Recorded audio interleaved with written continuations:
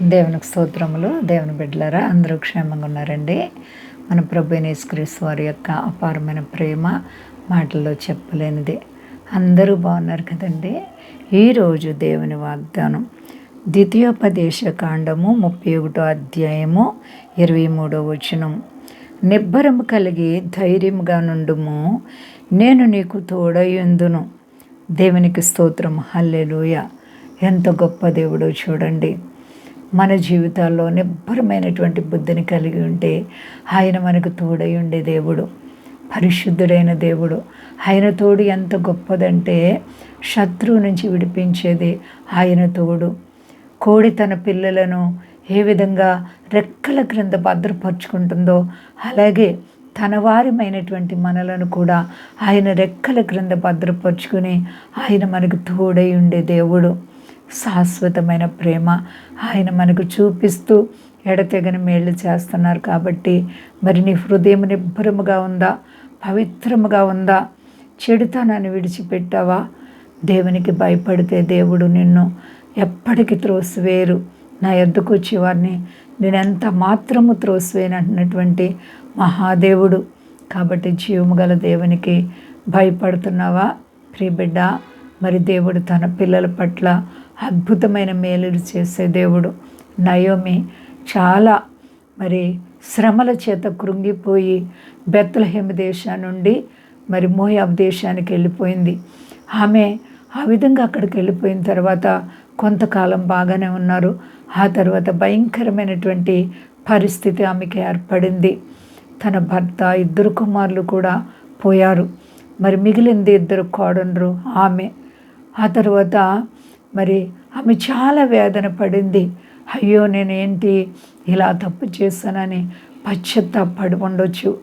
బెత్లెహేములో క్షేమం జరుగుతుంది, మరలా పంటలు పండుతున్నాయని తెలిసినప్పుడు ఆమె బెత్లెహేము రావడానికి ఎంతో మనసును నిలబెట్టుకొని ఆమె బయలుదేరినప్పుడు ఆమెతో పాటు రూతు కూడా మోయాబును వదులుకుని బెత్లెహేము దేశానికి వచ్చింది.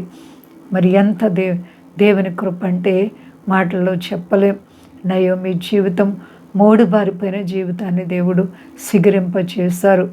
7 కుమారుల కంటే నీ కోడలు నీకు ఎక్కువైందని అందరూ కూడా ఆమెను పొగిడారు. కాబట్టి దేవుడు నీ జీవితంలో కూడా అద్భుతాన్ని చేస్తారు.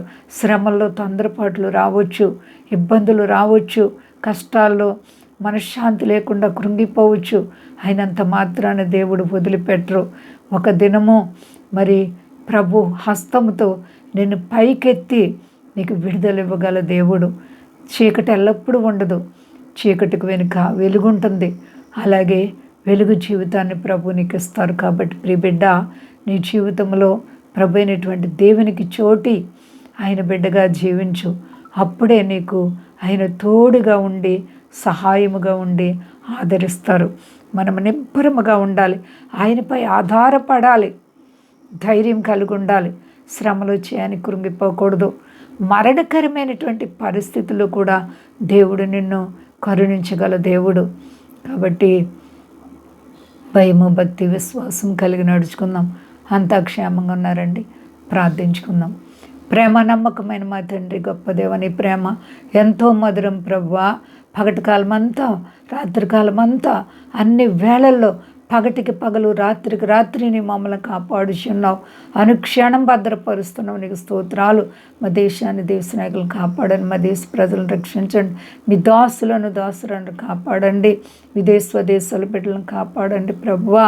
సర్వశక్తిమంతుడా, బలవంతుడా తండ్రి, సర్వ ప్రపంచానికి శాంతి భద్రతలు ఇవ్వండి ప్రభువా. మంచి సమాచారాలు వినిపించండి. యేసు నీకు వందనాలు, స్తోత్రాలు, స్తుతులు చెల్లిస్తున్నాను ప్రభువా. ఆశ్చర్యకరుడ, ఆలోచనకర్త, బలవంతుడా, సమస్త దేశాలకి నెమ్మది అనుగ్రహించండి ప్రభువా. రోగులైతే ముట్టి బాగు, చక్కర్లను తీర్చి, రుణాల నుంచి విడిపించి, శాంతి భద్రతలు సమస్త ప్రజలకు ఇచ్చి మహిమ పొంది శక్తి గలేసేనామని అడుగుచున్నాను తండ్రి. ఆమేన్. అందరికీ వందనాలండి. మా కొరకు, పరిచయం కొరకు అందరూ ప్రార్థించండి. ప్రభువారు మిమ్మలను, మీ బిడ్డలను, మీ కుటుంబాలను దీవించి ఆశీర్వదించును గాక. ఆమేన్.